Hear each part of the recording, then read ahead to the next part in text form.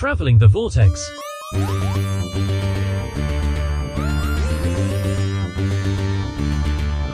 Welcome to the 593rd Traveling the Vortex. I'm Keith. I'm Sean. I'm Glenn. And boy, Coming do to we you have a from Harmony great Station. Don't we have a great competition for everybody today? Sean's gonna sing for us again. En français. In French, even though he barely Whoa. passed it. How you guys doing? Oh, you didn't mean now, did you? I'm not prepared now. Oh, you Oh, got to take French too before you can. I suppose I could just sing and claim it's Hellion. There you go. I'm good. How are you? Hanging in there. Taking it one day at a time, as they say.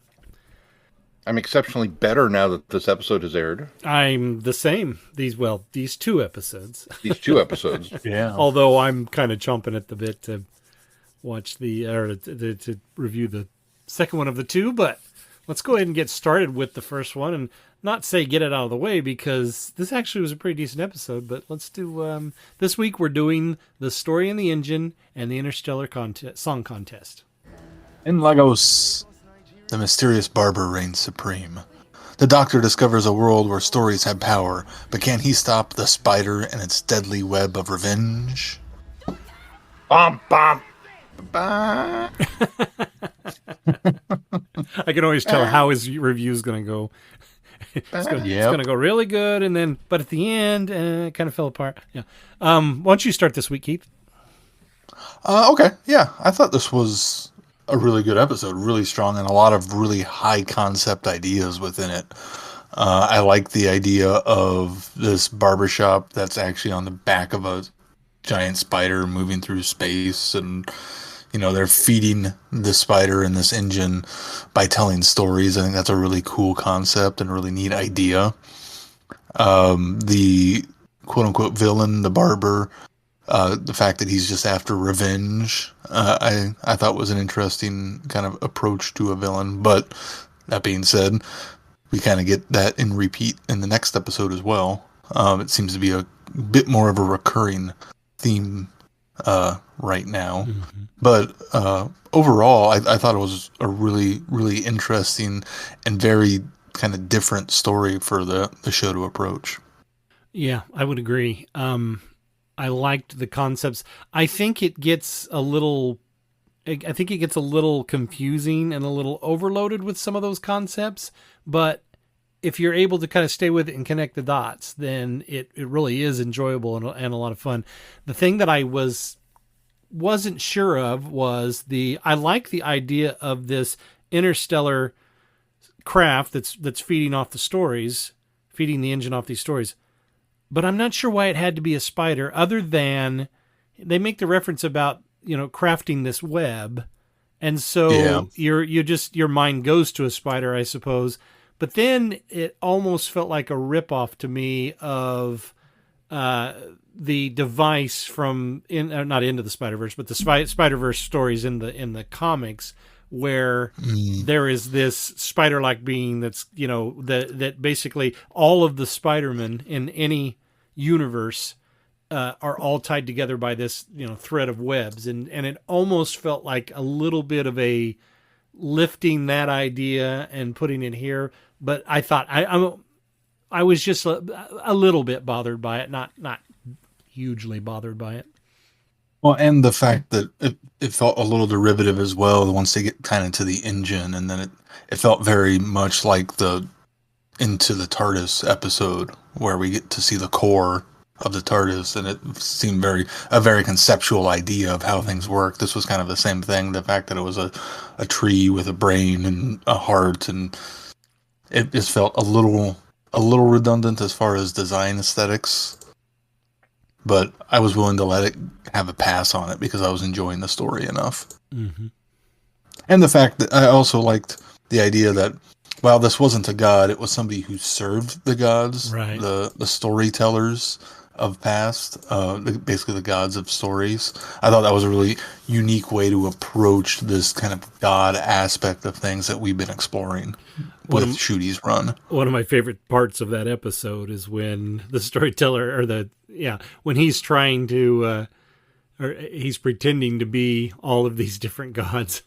And the doctor just starts laughing. Just, well, I've met all these. You're not him. You're not them. Yeah. That was kind of funny. And the big surprise of the fugitive doctor showing up was nice as well. That was very nice. In fact,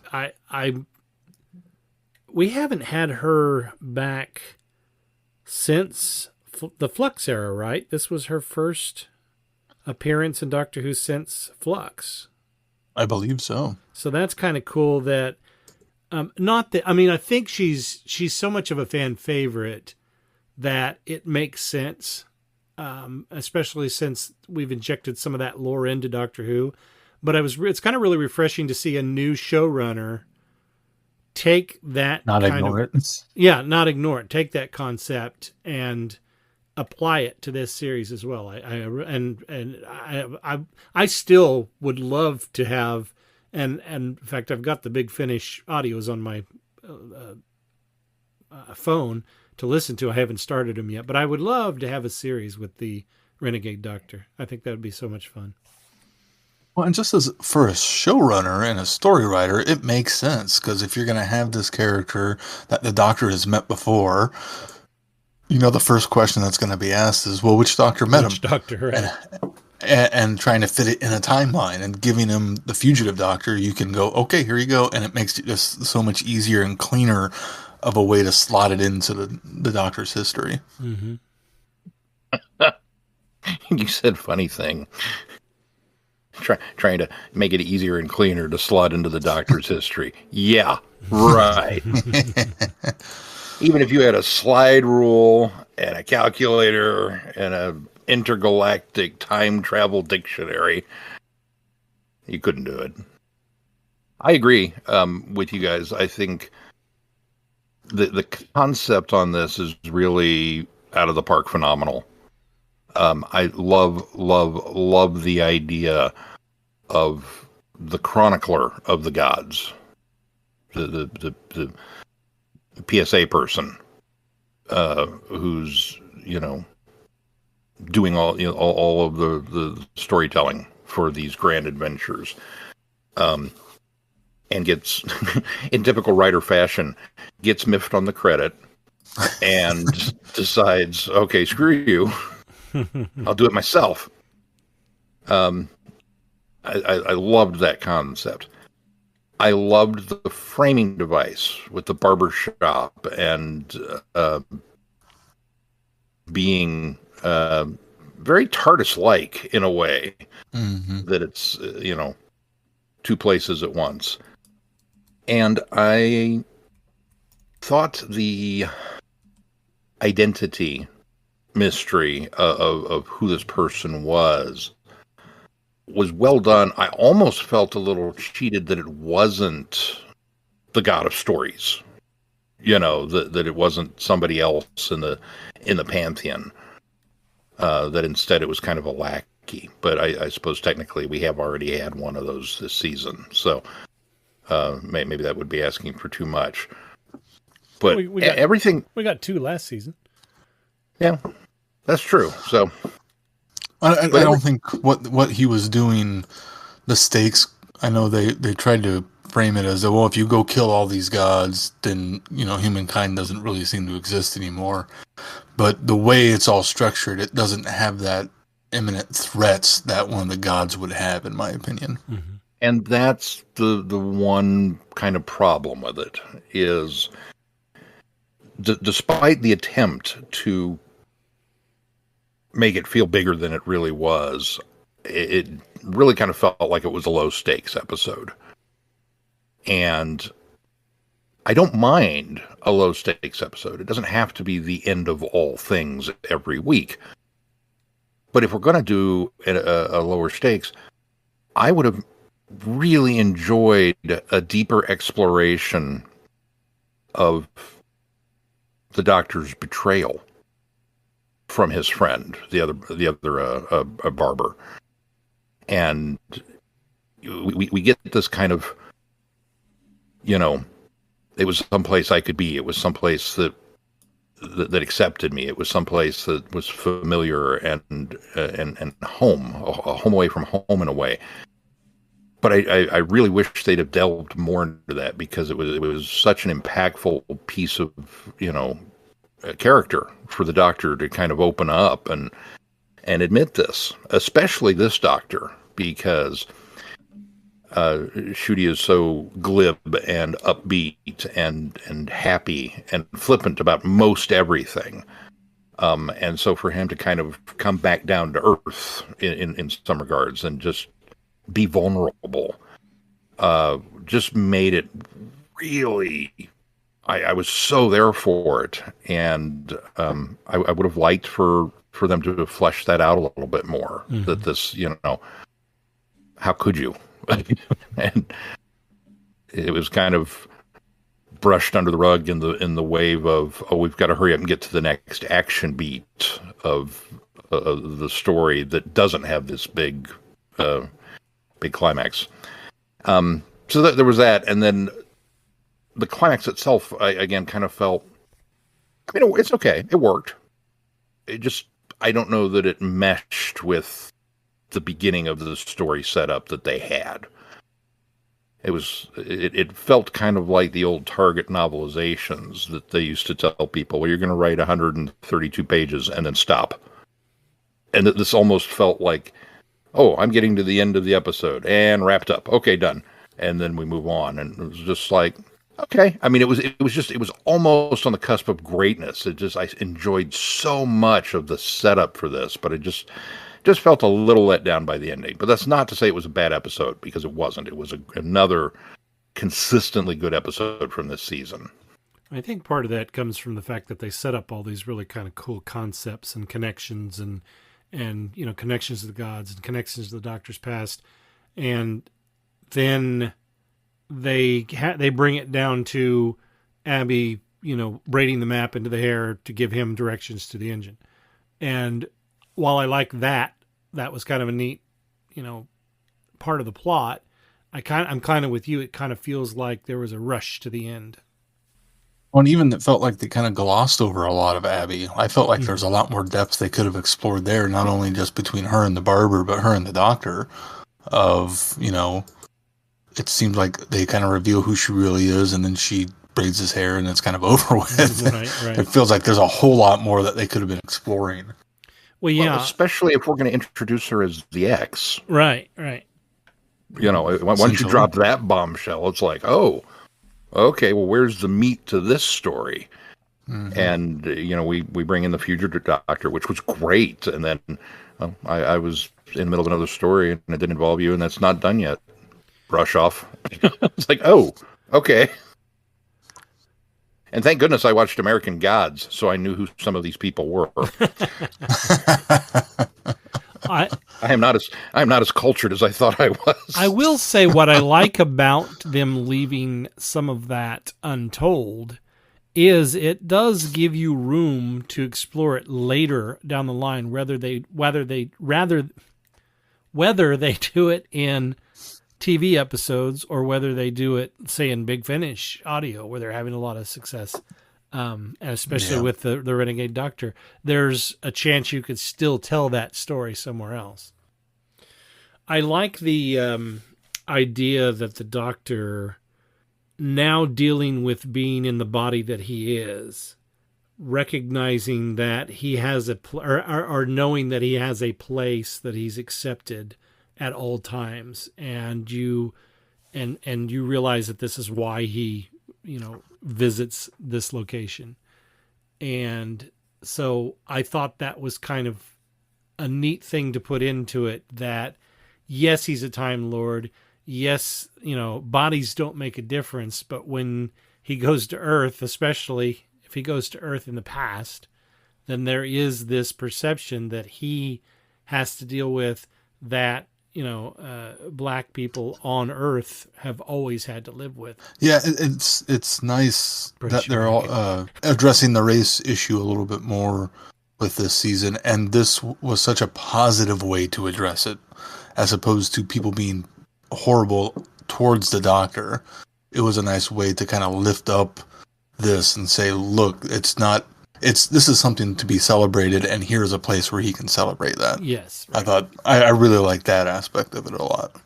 Yeah, by that same token, it was in some ways almost more heartbreaking than if we'd been given a specific incident of people behaving badly. That he talks about it as if I have to be careful where I go, and you know, so many things that are the reality for people of color and friends and family, and just the utter heartbreak that in this day and age we still have to deal with stuff like this. Right. And here's the Doctor, who's this hero to so many, and you know, we've thrilled to these adventures and all this kind of stuff, and then to have him come out and say it.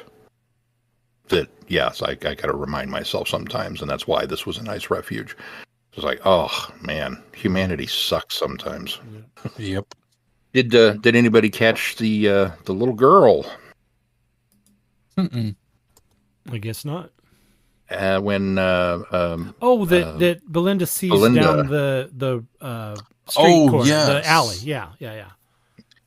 I saw her and didn't think anything of it, and it wasn't until fortunately after I had seen the episode that I began to see some spoiler-ish things come across my feed. That is apparently Captain Poppy from Space Babies. Oh, okay. Interesting. I don't know how spoilery that is. I suppose I should once again remind people, once it's aired, it's fair game. Yeah. This hasn't aired yet, so I don't know about that one, but that's what's being reported across the interwebs. Have we seen her anywhere else so far besides Space Babies in this particular episode? Has she cropped up anywhere else that maybe we missed, or? I don't know. I'm going to say it's entirely possible, as fast-moving as this season has been, that there was a blink and you miss it cameo, but I don't know. I don't think so. It's going to be one of those bad wolf things that we're going to have to go back and look now. According to the official Doctor Who websites, she has only appeared in Space Babies and The Story in the Engine. Okay. Well, I suppose since we're being reminded of her in this story, that she's probably going to pop up later again. I'm guessing so. You know, it's funny because I remember Belinda seeing her and thinking that was going to have some significance to this story. And then it didn't, but I also almost forgot it as soon as it was gone. You know what I mean? So it wasn't one of those things I was like, well, they kind of left that open. It in fact, it very much got shoved to the back of my mind until you brought it up. Even when Belinda mentions it afterwards, I still didn't think about it again. Yeah. It's not like a duck pond. Yeah, she does say, did you see that little girl? Oh, good episode. Mystery upon mystery upon mystery. Very good episode. I highly enjoyed this. Again, I think this season so far is going strong. And I will carry that over into the next one, too. I think this one's one that's going to benefit and get better with more times I rewatch it, because I think I'll get more out of it each time as well. Well, and I meant to rewatch it before we recorded, but time got away from me, and we talked a little bit about this off mic, but the mix on at least what I was listening to, the music made it very difficult to understand what they were saying, and I had intended to go back and watch. So I think that was part of the reason I kind of got lost a little bit in the middle, but still didn't take away from it. Same, and agreed. All right, well, let's do the next one. The Interstellar Song Contest. The Doctor's quest to get Belinda back home to Earth leads to a space station hosting the famous song contest. But a harmless night of fun soon becomes a battle to survive. Bum, bum, bum. Sean's not as enthused by this one. Well, I'm going to let you go first this week on this one. Okay, so it's a fun episode. It's a good episode. I've never watched an episode of come dancing or the Eurovision or America's Got Talent or any of those. It's not my bag. So right off the bat, the nuance of the concept was kind of lost on me. It's like, I get it. I know what you're going for. And yeah, it's clever. And I only knew who the guy was because of my faux pas last time we talked. The guy at the picture had his, in the headline. It was like, oh, he's going to be in it. Oh, wait, that's not the guy I thought it was. Okay, never mind. Oh, that's who this guy is. He's the host of the show. Oh. So I told Mel that. It sounded like I was smart. And she was like, oh, okay. But beyond that, yeah, it's just, people come and they sing and other people watch and they vote. Okay, got it. It's just not my scene. But having said that, they did a phenomenal job not parodying this entity, but kind of creating what feels like, I would assume, a logical extension of it, that if it had lasted for 6 billion years or whatever time frame we were at in the future, that this is how this show would go on. And, likely this show still will be running. It'll be Doctor Who and Eurovision. 2925. 2925. Yeah, not a billion years in the future. Not quite a billion years anyway. Feels like it sometimes, but so that was good. I enjoyed the plot that we've kind of got a diehard on a space station. All right, yeah, cool. These are the bad guys, and the horror of the air shield just going pop, and then whoomp. Just 100,000 people just got spaced, And even Mel was like, wait, did she just airlock everybody? It's like, yep. Oh. I don't remember what we just watched recently that somebody was threatening to be airlocked or it was like, that guy deserves to be airlocked, and here it is. A bunch of people that didn't deserve it, but got it. So the terror and the nastiness of this was fresh in our minds when it happened, and it was like, oh man. So all of this is good, okay? And then there are these little sprinkled moments of great, and I'm trying to temper myself into being a little more realistic about this, because Susan shows up, which is something we've been clamoring for since, Susan left. When is Susan coming back? And then here she is. And so it was a kind of moment. And then, Graham Norton was a kind of, not as big, obviously, but, fun little cameo. It's like, man, how many people are in this episode? And then obviously the coup de grace, the cut scene or the post-credit scene that finally reveals who Mrs. Flood is. And despite our track record of, I'm pretty sure that we had called this, it still took me by surprise because I genuinely did not think this was something that was going to happen. Just based on, RTD has never said anything negative about the show, ever. But I know he is not as big a fan of the time period that Colin Baker and Sylvester McCoy were in the show.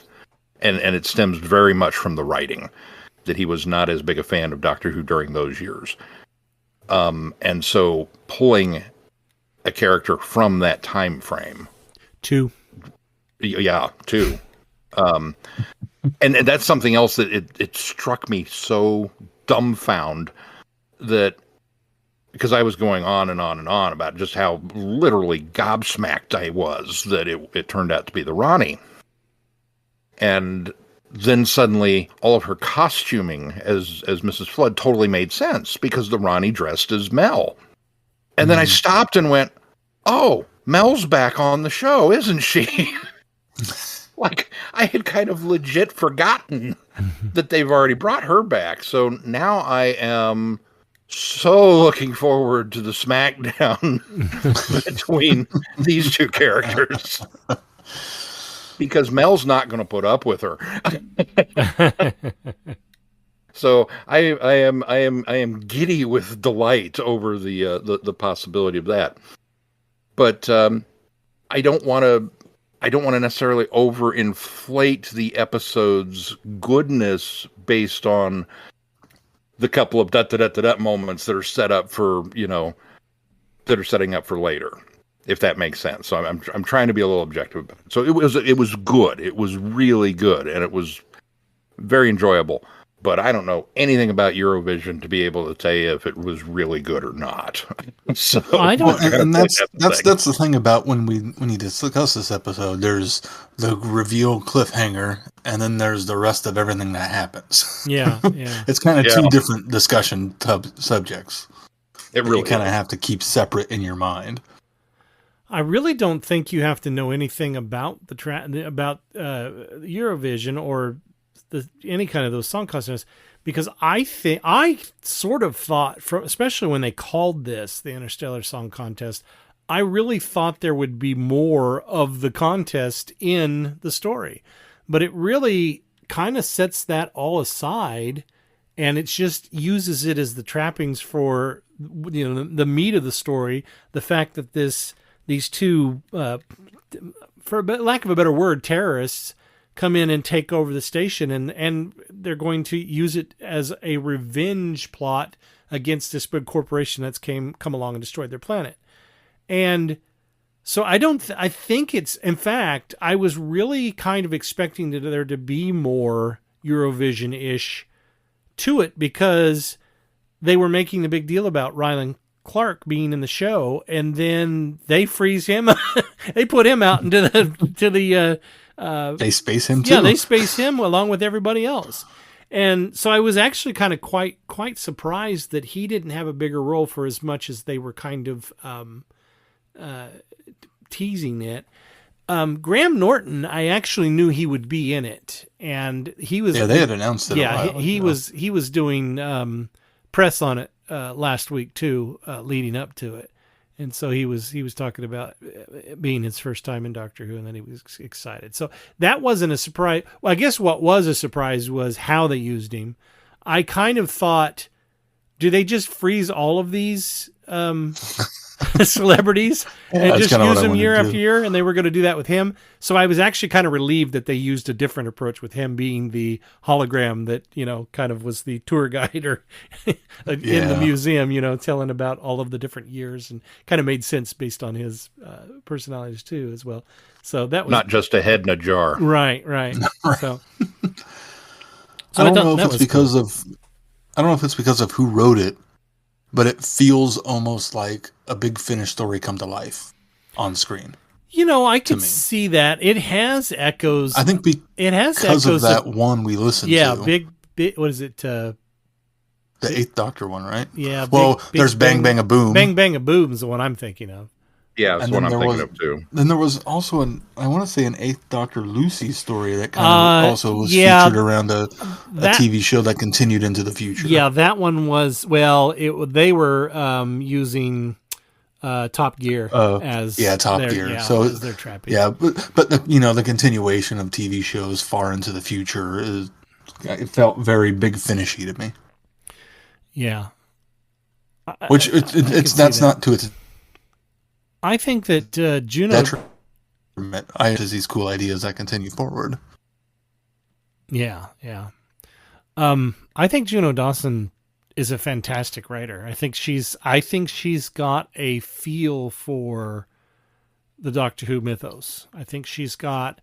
I don't know how much of the Ronnie part of it was her, because that is a little bit unnecessary because it was kind of an after credits thing. But just the motivations of the Doctor, the motivations of the companion, the idea that there was this, celebrity who is hiding her actual past because she's ashamed of all of the hate that has come down on them because this group or this planet or species of people have been misrepresented, for so many years based on the fact that it's a huge cover up from this, corporation. And so I like that. That was a neat dynamic there. The fact that her, I want to say companion, but whoever, whether he was her, like actual companion, manager, or manager, or what? Yeah, it seemed like a manager. And him, turning his back on her at first, but then kind of at the end realizing, that he was kind of foolish for that. I just, all of it coming together, and I didn't even have so much of a problem of the absurdity of everybody being sucked up into space and freezing, but because they're still in the Mavity bubble, that they're just going to be okay. And I suppose that the idea of the fact that you can bring them back and then use the cryogenic chamber, the science of it, to kind of technobabble, reverse engineer it and bring them out safely. Okay, I'm okay with that. I think that was because, as Sean pointed out, the whole episode is just fun. I mean, it's very intense. I had no idea how they were going to get the Doctor back. And it did or seem, the TARDIS. Yeah, and it did well, and that was just kind of a quick throwaway. It was almost like right. What was the Gangers one where Sean got so frustrated because they dropped the TARDIS into the earth, and then suddenly it's back at the end of the episode. And that's how this one kind of felt like. I have stopped being concerned over the TARDIS floating off into space. Again, I'm okay with that. It'll be back. And I thought that the measures of bringing the Doctor back, or getting him back down, were kind of trite. But I also kind of giggled at the fact that he's using a fire extinguisher to get back, kind of Wall-E style. Well, and that's the thing about it, is she's able to weave between this great, horrible tragedy, and then the next couple of minutes you're laughing because he's using a confetti cannon to navigate himself out. And she did that. She did that in ways in that first season of Redacted as well. Oh yeah. It's a good weaving of seriousness and levity at the same time. Yeah. And then calling himself out on it. Did I just fly through space on a camp? Yeah. Yeah, so if you're going to acknowledge it, then that makes it work. And like you said, Glenn, if you're going to give me just the line about, oh, hey, a cryogenic tube, we could use that for this. Okay, that's just enough science for me to be, all right, I'll buy that for $1. Mm-hmm. Now, it was one of the singers, one of the species that was featured in Dalek's Master Plan. So I was gonna bring that up myself. The pattern on her is very similar, and I haven't looked to see if anybody's made that connection or that is beneficial. But I that was the first thing I wondered, because she is one of the performers that we get to see singing, and I thought the same thing. I thought, oh, she's like one of the, what was it, the Galactic Council? Is that what they called them in Dalek's Master Plan? She's very much has the same sort of markings on her skin that the one of those senators or whatever they were in it. So does anybody think that may be an additional Easter egg? Could be. It could have at been, least an Easter egg. Could have been intentional. Yeah. Well, a reference put in. I mean, a specific reference to Susan's return. That Susan suddenly showing up saying, "Doctor, come find me." Well, the last time we saw Susan was a Dalek story. Yeah, I mean, it wasn't specifically Dalek Invasion of Earth. Yeah, well, I was going to say it wasn't Dalek Master Plan. That was long after she'd gone, but. And I can't help but wonder if, the reason the Earth no longer exists and disintegrated into dust is because of something that happened in Dalek Invasion Earth. That maybe these two events are actually tied together, which is why Susan is now being given an opportunity that she's wrapped up in this. Maybe not. Maybe it's a too simplistic of a stretch, but yeah. Well, and it could be a situation where, because I can't remember what year it actually happens in the show proper compared to the movie, But it could I be a looked and I situation. could not find a year on it. I don't know that it's sometime in the future. I don't know that they ever actually pinned it down. I think I remember, and then this I'm going based on complete memory, but I want to say that So they're I only. almost wonder. I think they're only 1 year off. I think that the movie is 2150, but the TV show was actually like 2151. I think that's a thing. I'm not sure, but I think that's a thing. Well, then that doesn't line up. Well, but I wonder if it's because she's a Time Lord and has this, is in the future, and the Earth is destroyed, so she couldn't get dropped off. So somehow it causes her to get pulled out because it looks like she's in a TARDIS of some sort. So it's like she's an anomaly or a paradox where she can't be where she's supposed to be because the Earth has been destroyed previously. If that makes sense.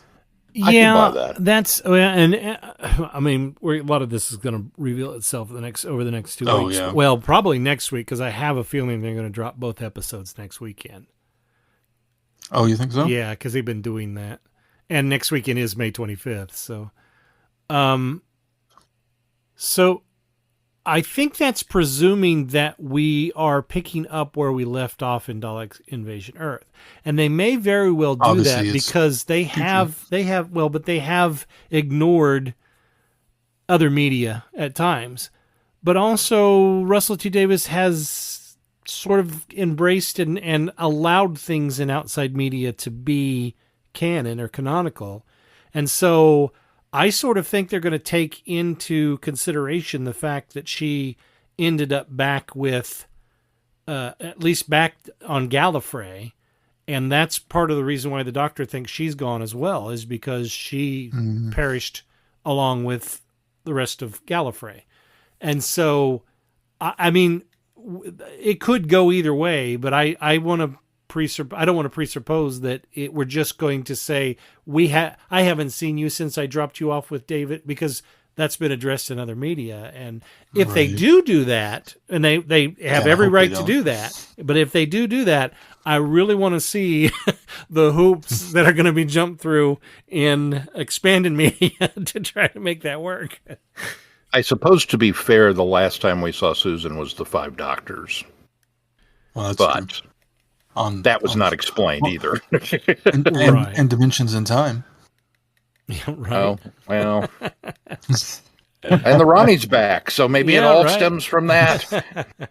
This is all going to be a sequel to that. I'll tell you, RTD. I would not Dimensions in Time. I wouldn't put it past RTD to say that the Ronnie had captured, like maybe Susan is on the Ronnie's TARDIS, and she's still that's possible. She's there because she's still there after being captured by the Ronnie when she was using time manipulation and the companions to trap the Doctor. Wow, the scream heard round the fandom. Good luck explaining that one to the Disney execs. You want how much money? For what? Okay. No, I'm impressed that they were able to keep the Susan reveal quiet. Yeah. I don't think anybody had even rumored that. I was beyond shocked that was for me one of those pure revelations. Because while I didn't get spoiled on the Ronnie thing, it wasn't as surprising to me because, and I think as Sean was saying, we had kind of said a while back that she's probably the Ronnie. And so that reveal, while still cool and satisfying because we had pegged it, when the flash of Susan's face came on and I was watching with Robin and Holly, and of course Robin and Caitlin both have started watching. They've gone back and started from the beginning, so they're very familiar with Susan. And I looked at Robin and I said, "That was Susan," and she says, "Really?" And I said, "Yeah." Of course, now she has never seen Carol Ann Ford at this age. So Right. she didn't pick up on it right away. And then they gave us another couple of flashes, and I went, yes, that is her. That is definitely her. So I was very excited, and that was just one of those mind blown moments. Now, I'm also very glad. While I think I would have liked to have seen her back sooner, and especially since we've talked, ad nauseum about this, but with the 12th Doctor, I think would have been most appropriate. Yeah. But I'm also glad that they sort of held it, because it did become a surprise this time. Whereas I think for several seasons, we kept saying, oh, it's about time to bring Susan back. Surely they'll bring Susan back.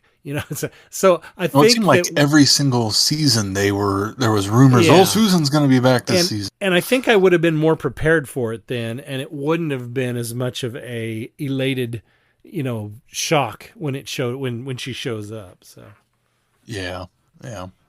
Now we know what that Disney money is going for. It's security. yeah.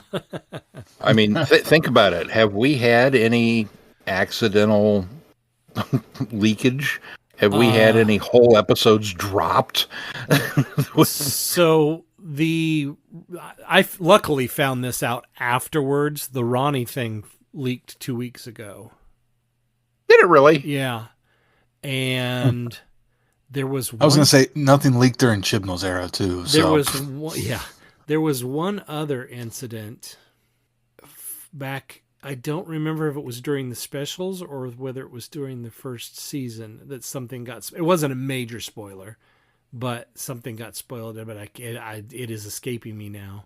But yeah, I did see a video. Luckily, again after the fact, that that had leaked out a few weeks ago. The one thing I didn't like was the fact that the Ronnie bi-generated instead of regenerated. Oh yeah, that was going to be my other thing. Yeah, go ahead. I think we're going to have. I'm okay with the fact that the Doctor did it, because it's also a weird situation where the Doctor does it. Mm-hmm. But now, if every Time Lord moving forward is just constantly bi-generating, it takes the specialness out of the Doctor being able to do it the one time. I would agree. And that means also the likelihood is the Doctor time again will probably bi-generate. And I wanted it to be a one-off special instance because it was the 60th anniversary, not an ongoing, continuing thing. Yeah, I'm of two minds on that one. I agree with you. It would have been nice had it been something special. But then RTD kind of seemed to shoot that out of the water when he said, oh no, it traveled backwards along all of the Doctor's timeline. That's the Doctor's timeline. That's not the Ronnie's timeline. That's not every Time Lord's timeline. Well, now I'm seeing, and this is pure fan speculation, but it's stuff that kind of makes sense. I've seen a couple different possible explanations, like, well, maybe all Time Lords are doing this now because there are so few of them left. That it has, they exist. They do exist. It's not like it's just the Doctor.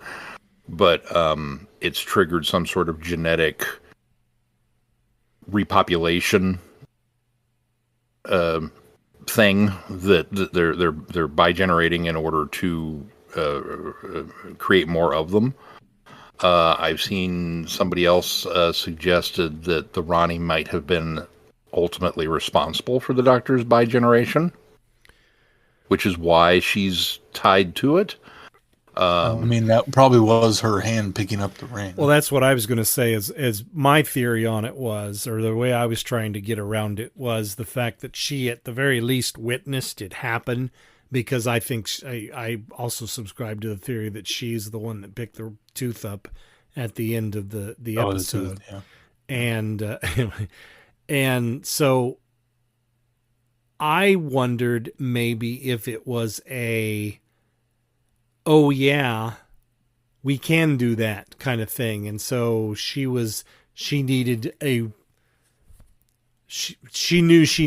to be able to do that, so that's the other thing is Mrs. Flood now, the other Ronnie, she seems to be like just now this like lady in waiting or servant now, and it's subservient. Yeah. Yeah. And that seems kind of odd to me too, but I'm hoping they go somewhere with it. I don't know. So no, I was the same way. I was trying to make it work.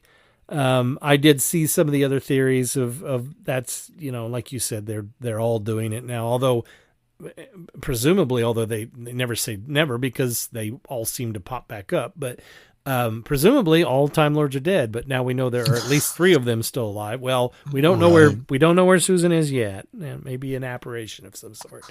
But we at least know there are 2 remaining Time Lords. Only time will tell. I'm sure we'll find out next weekend. And if they don't drop 2 episodes next weekend, we'll find out the weekend after that. Who knows how much they'll reveal in the first one.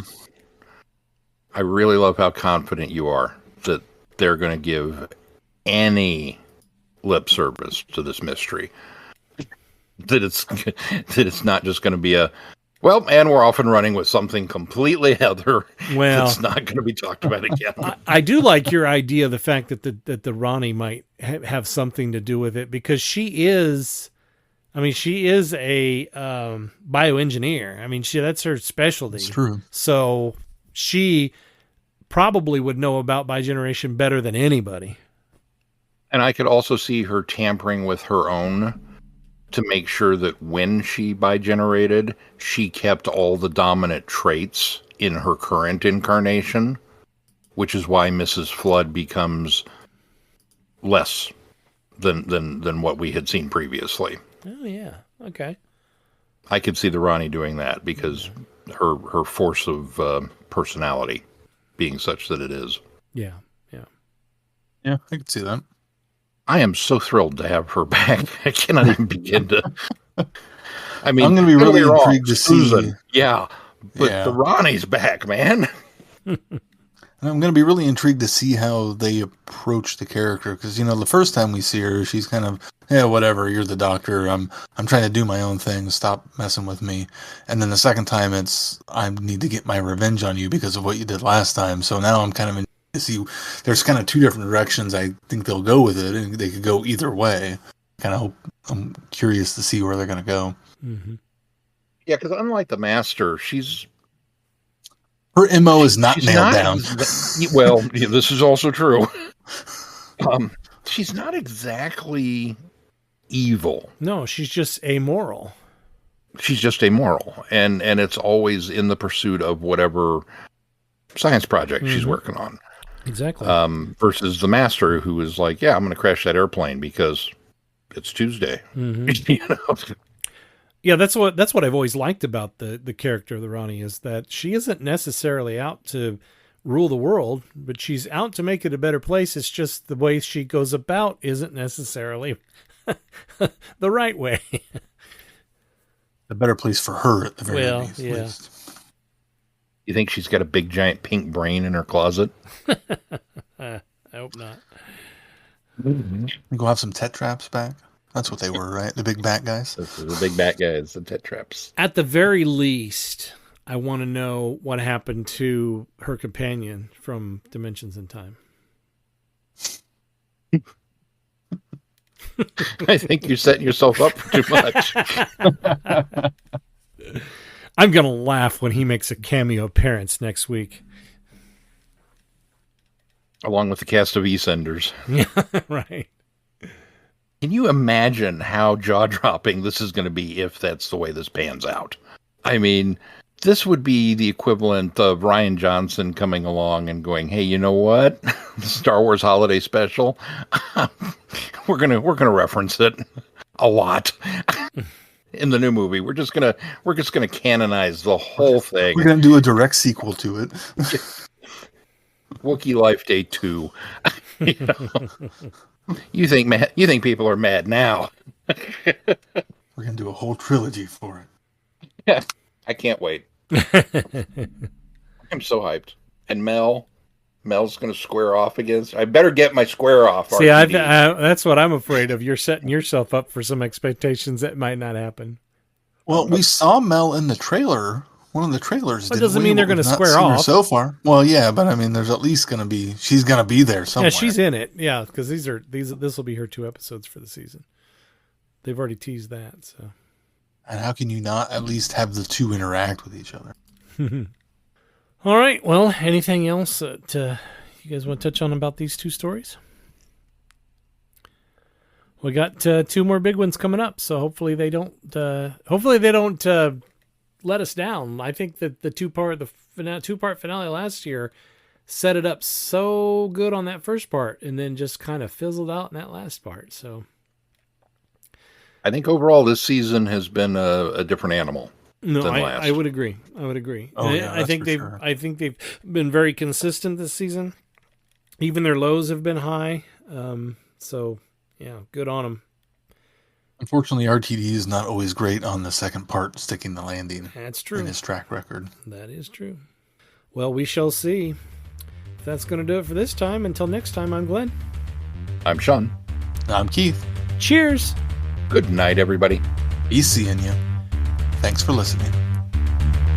You have been listening to Traveling the Vortex. Doctor Who and all of its associated programs are owned and trademarked by the BBC. No infringement is intended or implied.